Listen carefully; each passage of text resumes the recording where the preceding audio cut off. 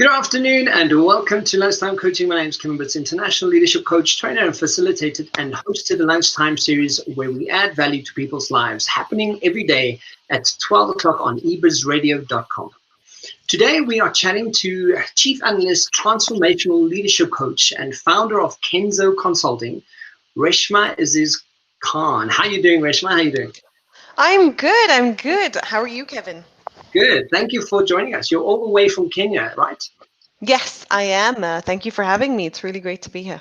Yeah, and happy 2021. I know I try and start that with the conversation.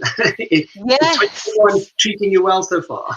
Yes, so far it is. And I wish us all a better year than last year and a year of transformation and catalyzation. And I definitely think we're in a new world order of some sort. So, wishing the best to all. Yeah, it's a strange time to be living in, right? It is very. Risha, to kick off today's conversation, let's start with who you are and what it is you do, and what is Kenzo? Sure. So my name is Reshma Aziz Khan. I am Kenyan by birth. Live in Nairobi, Kenya, which has been my home. I studied in Canada, so left for a few years. And I've worked over the past decade in nonprofit. I used to work for a large organization called Care International. And through COVID, while being at home and working crazy hours, I also finished my accreditation to become a fully accredited executive leadership coach and left my full-time job in October of last year to open up Kenzo Consulting, which is my leadership coaching, team dynamic facilitation, and a nonprofit social impact consulting company. So who is Kenzo, I think was your next question, right? Yeah.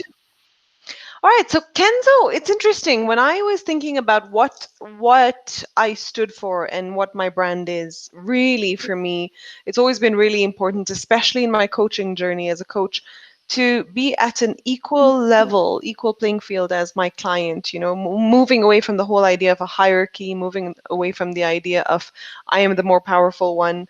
And I was trying to think of a concept that would bring that very core value of mine to the table, to the front, the idea that we are equal in our relationship, that we are one humanity regardless of who we are, and we're just part of a safe, trusting, respected, confidential conversation.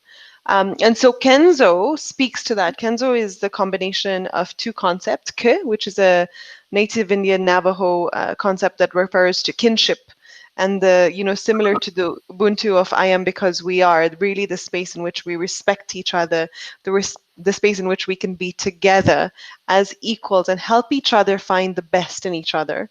And Enso, the Japanese circle that's painted with just one brushstroke, and that speaks to the infinite possibilities outside of the circle that you're not boxed in. So I brought those two together, and that became Kenzo. Wow, I love that. I think it's such a beautiful way of putting information together and the meaning behind that. It's so profound. When you and I first connected online, one of we had quite a specific conversation, and I want you to preface that as well. But why start this business? You've been working in the leadership space for some time and specifically around women in leadership. But don't you want to give us some insight on what was the why of why you set up Kenzo? Absolutely. So I've always been the sort of person who's wanted to work with social impact. And in my last half decade with Care International, I was very privileged and very grateful to work alongside some amazing leadership coaches who were working with Care's senior leadership potentials to find the better selves for themselves, to transform themselves, to move from high potential to high performing leadership, both at an individual level and at a team level, all in service of better impact for the most vulnerable communities in our society and around the world. Yeah. And I think over time, I really started to enjoy this space. And I realized that actually I could do a lot more in addition to serving just Care International. I really wanted to be able to serve specifically middle management, emerging social enterprise leaders, people in the social impact space who would not often have access to leaders at, or coaches at this level because either financial ability or knowledge or time. I wanted to be able to be of access to leaders who really needed the support, the sounding board, just the encouragement, the cheerleader in their own transformational journey in service of their own social impact. And so it just felt right that I should leave my full-time job and still work with care. And I still do work with care a few times a week and still be able to serve more people around the world, particularly in today's context. What COVID taught me, and from many of my clients, is now more than ever, especially leaders around the world, leaders who are in startups, leaders who are trying to create social impact, need the support to remain resilient more than ever before. This is just the beginning of one of many disruptions that we can expect to see in our world to come. So that support was critical, and I felt like I could best serve humanity that way. And as you mentioned, what you're talking about specifically, it leads us to the actual point and conversation topic today. What is it that we are speaking about? So today I would love for us to speak about feminine leadership, and specifically female leaders, African women leaders. Not to say that we've forgotten about the men around the world, but I think what we've seen is that in addition to the fact that all of us need to learn to be more resilient, there's something around encouraging female leadership and feminine leadership around the world that we can see accelerate transformation much more. And that's such an interesting entry point, because I think, immediately when you say feminine leadership, you're going to go, okay, well, so what's the difference between feminine leadership and leadership? So don't you want to start off with that and sort of unpack that and everything we are tackling today?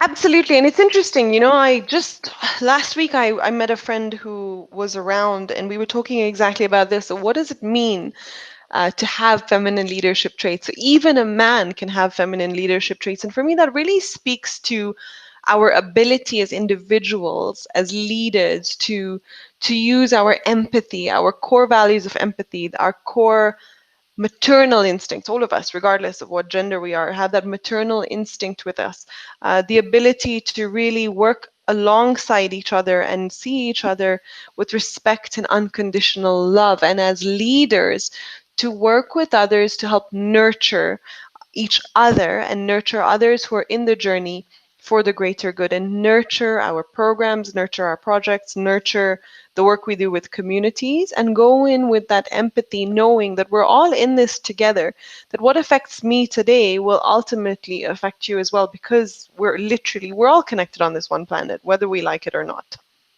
Yeah, absolutely. And so how do you approach this? What is the sort of process of saying, okay, cool, cultivating feminine leadership? What is that approach, and what do you sort of do around that? So I think the very core of it for me is really the ability to connect with our inner selves and our compassion.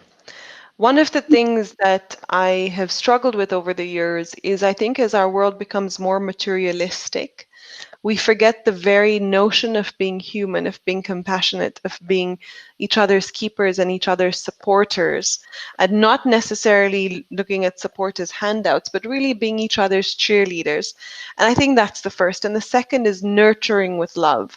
I think that as leaders, when we think about the generations of tomorrow that we work with, there's so much more we can achieve if we look to the generations of tomorrow, those we are mentoring, those we are managing, in the nurturing spirit, as a mother would with her child, to, rather than reprimand, teach with love, learn together, teach with lessons of life, and really push this whole boundary on what it looks like to be a leader, away from the idea of a hierarchical manager contractual relationship. So really, it comes for me down back to compassion, empathy, and nurturing individuals. So one of the things that when we chatted, one of the things you also mentioned and shared with me was really the inherent leadership ability that we have, specifically around Africa. and really tapping into the internal indigenous and ancestral wisdom. Don't you want to sort of also just touch on that? Because I think I've recently chatted to another coach who also, spoke from a very practical perspective around agility in the workforce and why that's important, but also mentioned that ancient wisdom that sort of comes through, historical times that we actually may have forgotten. There's so much about that stall that we are starting to tap into it, and even in a way that that is not obvious. But if you look at the principles of it and where it sort of lies and where it really comes from, it's been around for the ages. Wisdom of the ages. You want to just touch on that as well, because I think that was such a beautiful connection that you made to this. Absolutely, absolutely. And it's interesting because today when we talk about the ancient wisdom, the wisdom of our ancestors, the indigenous wisdom, we're in a time in the world where also one questions, well, who is indigenous? Who belongs? Who is where? But for me, it's really important to go back to our roots, to go back to our very values. Part of the reason even why the concept of Ke in the Navajo culture really stuck with me was because of that, the ability to really be kins, to be brothers, to be here for each other. And really that spirit of humanity and nurturing. And I'll share a couple of examples. So the first is, one Africa's first Nobel laureate, the late Wangari Maathai, who was Kenyan, known for her environmental consciousness, her climate change action, and for what she did around the world, and reminded us how important it was to protect our environment. She wrote a fantastic book called Replenishing the Earth, and it really was based on our spiritual principles from Africa, particularly this part of Africa over centuries. And simple things like it was known practice for people who had farms and who grew anything to just leave a basket of food outside their homestead, just for any traveler who would pass by, for anyone to feel like if they didn't have a meal, they were supported and they could take whatever they wanted without having to pay for it. But the idea that we were all able to pay it forward and pay it back. This idea that there are little ways for us to support each other, that our cultures, regardless of where you've come from, have always taught us. In this little island I was in for Christmas, Lamu, Lamu is a very matriarchal society. So despite much, I guess, knowledge today, it was a very conservative Muslim community. It was actually the women who owned property, and it was a very matriarchal society. And because it was much more matriarchal, the way leaders led was much more maternally driven. So even male leaders who led, whether they were sultans or governors or whatever, came in with a much more nurturing spirit, supported by that maternal, matriarchal culture of society. When you look out at around the other parts of the world, at what indigenous culture is teaching us in North America around what it means to be together, what it means to support each other, what it means to recognize our inner strengths, and what it means to recognize each other, I think that there's so much that we can learn from that, just to put it into practice and go back as leaders to say, what does it mean in my own culture, where I come from, whether it's Kenyan Indian for me particularly, or from the cultures of this land, of the Maasai, of protecting each other and kinship and feeding each other, whatever that looks like. What does that look like for a leader? And I think that our connection particularly to the earth and what the earth has taught us and what our ancestors had as connections to the earth are so important as leadership. And when we go back to that and we value the earth, we value our ancestors, we value the climate, we find ourselves as better leaders. And it is only going back to our history, which has so much wisdom in it, and our wisdom codes of the past, when we can truly improve ourselves. Wow, I mean, I love the take on this that you have. I think it's the first time I've ever heard of feminine leadership and the quality of that. So one of the things that I always get back to is, why do you think it's important for leadership in Africa to really uphold and uplift women in leadership in Africa? Why is that a key conversation to be having? Well, first we know that primarily around the world, those who are most affected, disproportionately affected by poverty are women and girls. Not to say that men and boys don't struggle, in fact, they do. But when you're able to uplift women and uplift girls, they're able to sort of scale that up to their community and uplift their community. And, you know, from over a decade working with Care International, I can tell you this hand to heart that when we invested in women and girls particularly, not forgetting men and boys and knowing that engaging men and boys was a big part of that journey, we saw accelerated transformation in communities, in women. You had countless stories of women who had nothing, who had been gang raped as they were refugees, all sorts of horrendous stories. But the moment you chose to invest in them, they would invest in their children, regardless of their gender, and they would therefore spiral forward positively to make their communities a better place. For African women leaders specifically, the story is similar. While Yeah. I was with CARE, I piloted an African women's leadership program that I'm still part of on a part-time basis today. And what we found is with this initial group of 8 women, when we supported these women with investment in their personal development through, and we had specific coaches for them, each one of them was able to accelerate their transformation. Each one of them was accelerating their promotion status. So within 8, I think the 14 months, each one of those 8 women moved to either a global position or moved to another position outside of the organization. And in addition to that, what we found was that actually investing this time in the women led the women to, of no decision of ours or no push from us as the program leaders, to start up their own mentorship circles for young girls in their communities and in their workplaces and in their families. Wow. Thereby, yeah, exactly, tremendous. And this was in West Africa, East Africa, tremendous amount of work that they are now putting to support other women, not because we told them to, but because they actually felt like they needed to pay it forward. And now those young women and girls are also paying it forward.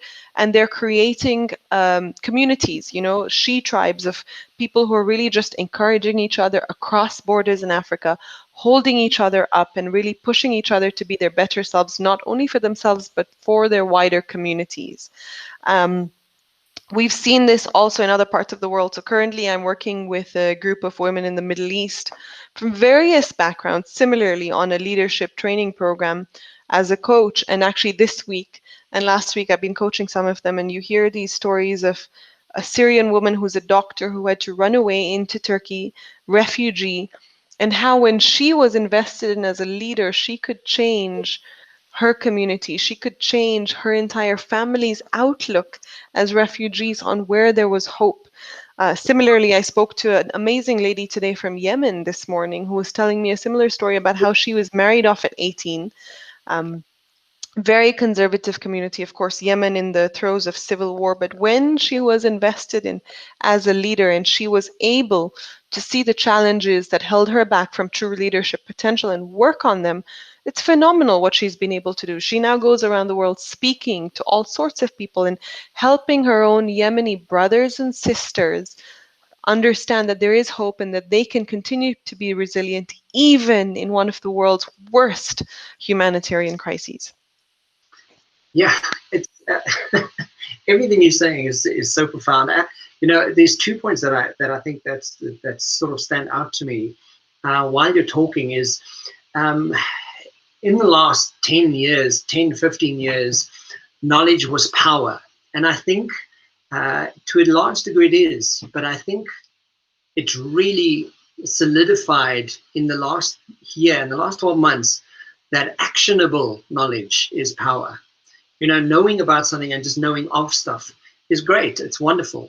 But, being empowered and taking action on the knowledge and ability that you have has so much more consequence. And that, lending itself to this conversation is, you mentioned compassion. You mentioned the the need for empathy.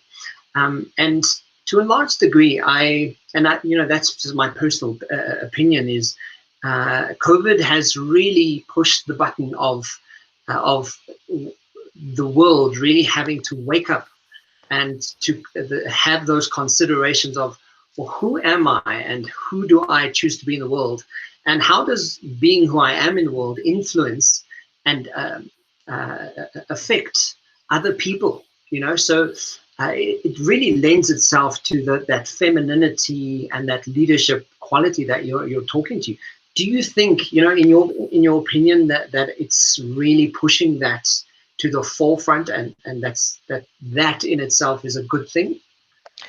Yeah, absolutely. I definitely think that, I mean, the whole last year, the catastrophe of the pandemic, are by no means do I underplay the tragedies of lives lost and people losing their health and entire economy shutting down. But what's been really interesting is people are spending more time at home, more time with their families, more time with their thoughts, more time being in this virtual world where all of a sudden we're more connected globally than we've ever been before because we have the ability to. So borders are almost becoming obsolete in certain arenas. So for example, for me, I would never have fathomed that I would have clients all over the world that I would work with, and now that's possible. And what I've seen is, I think also, I've been hearing a lot, and I do tend to agree, that COVID-19 has shown us that our existences here are fleeting. And so therefore, we all have bigger purposes here. And that bigger purpose can truly be realized when we come together, when we are empathetic to each other. We've seen some amazing examples of how, when people were on lockdown, how people took care of each other, how people took care of their neighbors, of their friends, what it meant to virtually take care of someone. We're hearing families talk to each other on Zoom every week. They haven't talked this much to each other in years, and they're connecting in different ways because all of a sudden the realization that we can't physically be together is a scary one, but it's bringing us together more than ever before. We're seeing movements around the world of people being brought together. We're seeing seniors' homes. We've seen videos of people playing music from their balconies at 6 p.m. every day. Yeah. There definitely is an earth shift. And I think humanity and nature is probably saying this is a time for a reset. Like I was reading the other day that for the first time in decades, there are actually jellyfish in the canals in Venice. They're seeing jellyfish in the water, which is Wow. phenomenal. Yeah. And they're seeing dolphins in the water, and we're seeing some parts of the earth greening again. I think that COVID is showing us that we need to continue to be empathetic to ourselves, take care of ourselves, take care of each other, and take care of the earth, because that's what a future visionary leadership looks like if we are to sustain ourselves on this planet. I mean, with our limited resources and everything else, it definitely is a wake-up call in so many ways. Yeah, absolutely. So, Reshma, one of the things that I think, one of the points that you shared with me, at least, is to the advice for aspiring women in leadership. And you mentioned that you have a piece that you wrote a few years ago. Don't you want to share that with us and sort of just especially for 2021? You're thinking about 2021 and kicking off the new year in a big way. What is some of that advice that you have for aspiring women in leadership today? Absolutely. So I actually I contributed to 2 volumes of a book written here in Kenya for primarily women leaders, but not necessarily, and it's called Fevolution. And in the first volume a few years ago, I want to read just the first and last excerpts of it. The first is by a very famous author who's a very good friend and a big sister. Her name is Ivana Diambo, and she's written a lot. And I want to just share some of her work that I actually put into my own piece, just to remind all of us what we are capable of. Yes. You are love, absolutely. So you are love and light, and this is strengthened when it encounters opposition. The adversary in your midst is the one who seeks to box you in a wrestling match, the source of your new power and giftedness. But to achieve this, you need to walk into this as a warrior of love, with empathy and with compassion. You may be wounded, but more than this, you will swallow the bad energy and expand your own power of good. And that's so profound, because you think, Yes, we are going to be wounded. Some of us will have major losses even in the year to come. We're Yeah, probably never going to travel again the way we did. But each of us has the ability, the love and the light to be compassionate, and each of us has the spark within us to help each other, regardless of where we come from. And really, it's for us to just remember that spark and to build that spark in whatever way, whether that you're doing a new course, whether you're choosing to serve in whatever way, or whether you're being the best that you can in your job because you know that's the best way you can impact the world. yeah, it's so beautiful. It leads me to think of the point I've just recently spoken to a leader in South Africa who who sort of put a stance on a problem, and she said, "You know what? I love problems. I love knowing that there's a problem that I can really wrap my brain around and find a solution to." And I think, leading that with compassion and empathy and love, and really putting, leaning forward into the resistance or the challenges that we experience, specifically, in this year and coming up for us. I think it really speaks to what is that core fundamental of what is really coming out of your pores. What is that thing that you really just want to infect with, with people and influence with people? And I think it speaks so well to the necessity of what it is we need. One of the references I always make is like, what is the becoming of me, and what does it look like? And I think that lends itself so beautifully. Thank you. And you mentioned a second part. Is there a second part to this? So there is, I mean, the second part was just my thinking around, I think it was Eleanor Roosevelt who said that a woman's like a tea bag, the longer we stay in hot water, the stronger we get. But there's something so profound to that as well, that, there's our strength comes from adversity.